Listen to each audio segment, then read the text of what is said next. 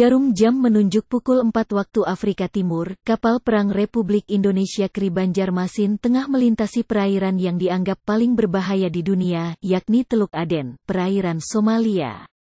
Gelombang laut begitu tenang dengan angin bertiup sepoi-sepoi.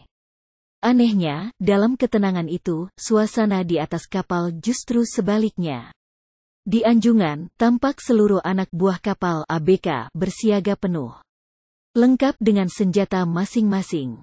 Beberapa kali salah seorang ABK meneropong ke kejauhan cakrawala. Sesaat kemudian, dia melapor ke Letkol Laut Rahmat dengan mimik cukup serius. Teropong lalu diambil alih Palaksa Mayor Laut Stanley.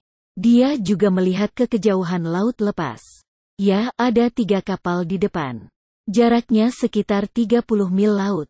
Di radar juga sudah terdeteksi, ujar Stanley. 3 kapal yang diidentifikasi sebagai kapal bajak laut itu semakin lama semakin mendekati Kri Banjarmasin. Jaraknya tinggal 10 mil laut. Suasana pun makin tegang. Rahmat meminta stafnya mengontak 3 kapal asing yang siap menghadang Kri Banjarmasin tersebut. Melalui radio, ABK itu melontarkan pertanyaan kepada pimpinan ketiga kapal, "Anda kapal dari mana dan mau kemana? Apakah akan memotong trek kapal kami?"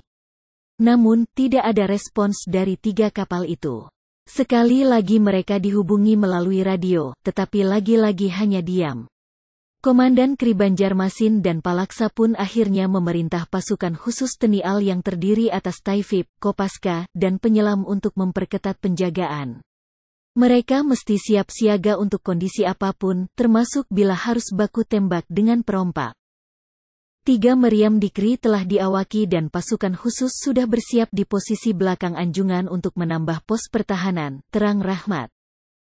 3 kapal itu bukannya menjauh, melainkan terus mendekat hingga jarak tinggal 3 mil laut. Dari dek Kri Banjarmasin, biasanya perompak Somalia membawa speedboat untuk mengejar kapal sasaran. Setelah kapal sasaran tertangkap, tangga yang mereka bawa dipasang menuju dek kapal korban. Karakter kapal itulah yang membuat kemungkinan 3 kapal tersebut memang kapal perompak. Detik demi detik ketegangan itu terus memuncak. Kri Banjarmasin sudah bersiap melawan bila sewaktu-waktu 3 kapal tersebut berulah. Sebab jarak mereka sudah sangat dekat. Ketika berada tepat di haluan Kri Banjarmasin, dengan kecepatan tinggi, 3 kapal itu ternyata melintas begitu saja. Mereka hanya show of force di depan Kri Banjarmasin. "Kami sudah bersiap-siap menembak, ternyata mereka mengurungkan niat untuk merompak kami," tutur Rahmat lega sesaat setelah 3 kapal itu menghilang dari pandangan. Kri Banjarmasin sama sekali tidak memerlukan pengawalan itu.